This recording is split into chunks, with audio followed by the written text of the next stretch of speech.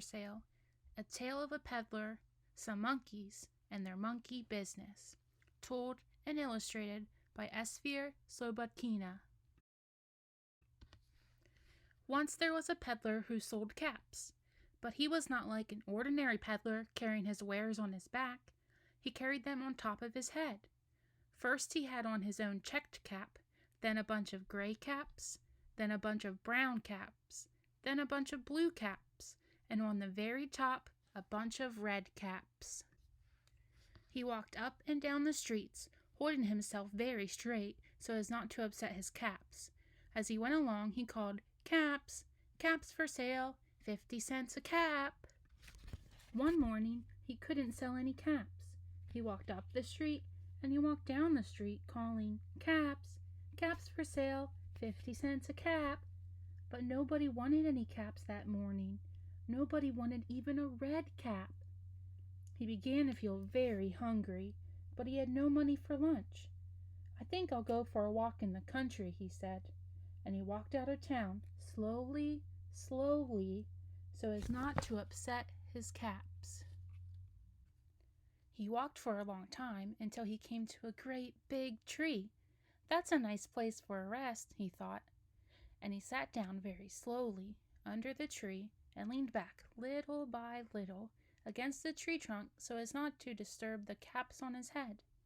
Then he put up his hand to feel if they were straight. First his own checked cap, then the gray caps, then the brown caps, then the blue caps, then the red caps on the very top. They were all there, so he went to sleep, and he slept for a long time. When he woke up, he was refreshed and rested. But before standing up, he felt with his hand to make sure his caps were in the right place. All he felt was his own checked cap. He looked to the right of him. No caps. He looked to the left of him. No caps. He looked in back of him. No caps. He looked behind the tree. No caps. Then he looked up into the tree, and what do you think he saw? On every branch sat a monkey. On every monkey was a gray, or a brown, or a blue, or a red cap. The peddler looked at the monkeys. The monkeys looked at the peddler. He didn't know what to do. Finally, he spoke to them. "You monkeys, you," he said, shaking a finger at them, "you give me back my caps." But the monkeys only shook their fingers back at him and said, "Tst, tst, tst." This made the peddler angry, so he shook both hands at them and said, "You monkeys, you give me back my caps." But the monkeys only shook both their hands back at him and said, "Tst, tst, tst." Now he felt quite angry. He stamped his foot and he said, "You monkeys, you better give me back my caps." But the monkeys only stamped their feet back at him and said, "Tst, tst, tst."